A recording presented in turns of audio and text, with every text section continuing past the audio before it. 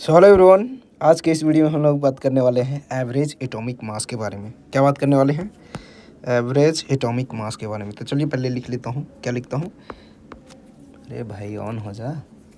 Average atomic mass, ठीक है। अच्छा, ये जो एवरेज एटॉमिक मास है, हम लोग अगले 3 मिनट में जान लेंगे एवरेज एटॉमिक मास के बारे में और पूरी तरीके से जान लेंगे, ठीक है ना। जेई लेवल तक के उसमें मैं क्वेश्चन करवा दूंगा, है ना। 3 से 5 मिनट के अंदर जान लेंगे। एवरेज एटॉमिक मास कुछ नहीं है, बस एक नाम है ना। ये क्या है? जितने भी हमारे पास एलिमेंट्स हैं जो आइसोटोपिक के फॉर्म में एग्जिस्ट करते हैं, उनके मास जो है, एटॉमिक मास जो है, हम लोग एवरेज कैलकुलेट करते हैं, क्योंकि जो है आइसोटोपिक के फॉर्म में डिफरेंट डिफरेंट आइसोटोप्स और डिफरेंट डिफरेंट परसेंटेज में एग्जिस्ट करते हैं। जैसे कि हमारा सबसे फेमस होता है बोरोन्स। ये जो होता है B10 और B11 के फॉर्म में एग्जिस्ट करता है। इसमें जहाँ पे ये 80% एग्जिस्ट होता है और ये जो है ओवरऑल का 20% होता है। अगर हमारे पास टोटल बोरोन अगर मान लीजिए 100% है, तो उसमें 10% क्या है? 80% B10 वाला है और B11 वाला 20% है। तो इस केस में हम डायरेक्टली या तो B10 ले लें या 11 ले लें, ये नहीं हो सकता, ठीक है। हमें इसका एवरेज निकालना पड़ता है, ठीक है ना एवरीवन। और ये जो एवरेज एटॉमिक मास जो होगा, एवरेज एटॉमिक मास, ठीक है, मैं ऐसे लिख देता हूँ, एवरेज एटॉमिक मास, ये हमेशा बीच में होगा दोनों के, ठीक है ना। लोवेस्ट इसमें कौन है? तो 10 है और हाईएस्ट कितना है? 11 है। तो ये इन दोनों के बीच में ही होगा। ये ध्यान रखने वाली बात है कि ये हाईएस्ट और लोवेस्ट के बीच में होता है, ठीक है। मैं इसको थोड़ा सा आपको दिखाने के लिए बता दिया, हाईएस्ट और लोएस्ट, तो आप समझ गए हो ये क्या होता है। हाईएस्ट वैल्यू और लोएस्ट, हाईएस्ट एटॉमिक मास और लोवेस्ट, ठीक है ना, लोवेस्ट एटॉमिक मास के बीच में होता है, लोवेस्ट एटॉमिक मास, ठीक है ना। ओके, सो ये इन दोनों के बीच में होता है। तो ये पॉइंट आपको याद रखनी है, ठीक है, अगर आप याद रख सकते हो तो, है ना। अरे भाई, मैं थोड़ा जल्दी करने के चक्कर में रहता हूँ और ये लेट होते रहता है, ठीक है। तो ये हमारा हो गया। अब कैलकुलेट कैसे करते हैं? तो एवरेज एटॉमिक मास हम कैलकुलेट करते हैं परसेंटेज ऑफ एबंडेंस, ठीक है, percentage of abundance of isotope 1 multiplied by mass of isotope 1, ठीक है।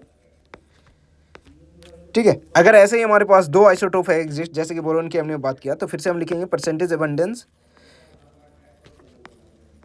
Of isotope 2 multiplied by atomic mass of, ठीक है ना। सॉरी, यहाँ पे प्लस आएगा, भावनाओं में बहना नहीं है, यहाँ पे मैं प्लस लिखता हूँ, है ना।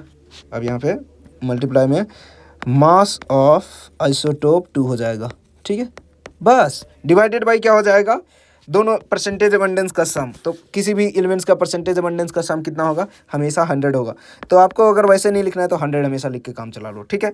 अब हम काम करते हैं, क्वेश्चन करते हैं। अभी हमने ये क्वेश्चन आपको बताया कि ये बोरोन जो है 2 फॉर्म में एग्जिस्ट करता है, 2 आइसोटोपिक के फॉर्म में एग्जिस्ट करता है। तो एक क्या है? एक तो हमारे B10 है और एक B11 है। तो 10 वाला कितना है? 80%। सो डायरेक्टली मैं इस चीज़ को यहाँ पे वैल्यू पुट कर रहा हूँ।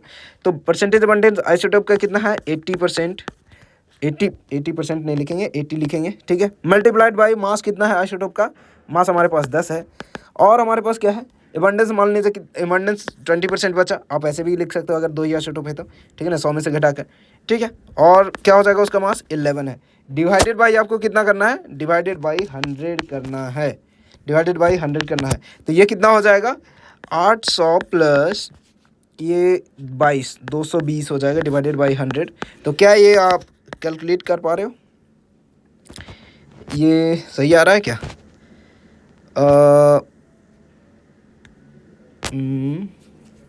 10-20 डिवाइडेड बाई 100 आ रहा है, लेकिन ये इतना नहीं आना चाहिए, है ना। 80 अगर है, उसका मान 10 है तो 800, ओके। 11 दूना 22, ठीक तो आ रहा है वैल्यू। इसका वैल्यू कितना आ रहा है? 10.2 हमारे पास मॉलिक्यूलर मास किसका आ जा रहा है? ये एवरेज एटॉमिक मास आ जा रहा है, किसका? बोरोन का, ठीक है ना, ठीक है। तो हाँ, बस यही है ना। सही वैल्यू है, ठीक है ना, सही है। ये सही इसलिए है क्योंकि ये 20% किसका था? 11 का था ना। तो जिसका परसेंटेज एबंडेंस ज़्यादा होगा उसके क्लोज वैल्यू हमारा ज़्यादा आएगा। तो देखो एबंडेंस किसका ज़्यादा था, 10 का, तो 10 के करीब ज़्यादा वैल्यू आएगा, इसलिए 10.2 जो है हमारा राइट आंसर है। इस तरीके से आप चेक कर सकते हो, ठीक है ना। इसी तरीके से आप एक और क्वेश्चन करना चाहो तो आप वो भी कर सकते हो, ठीक है ना। तो एक और क्वेश्चन आप कर लो, हालांकि पता नहीं 5 मिनट हुआ है नहीं।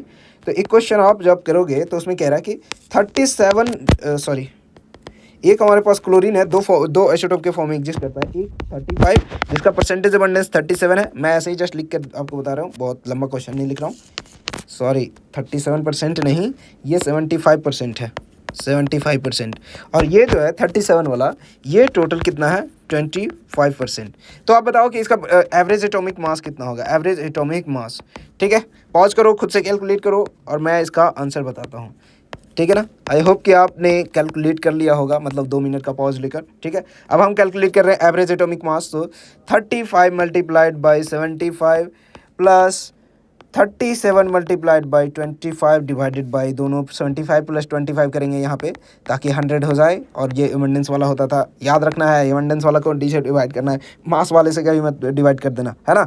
तो इसका आप करोगे तो 35.50 वैल्यू ओवरऑल आता है, ठीक है।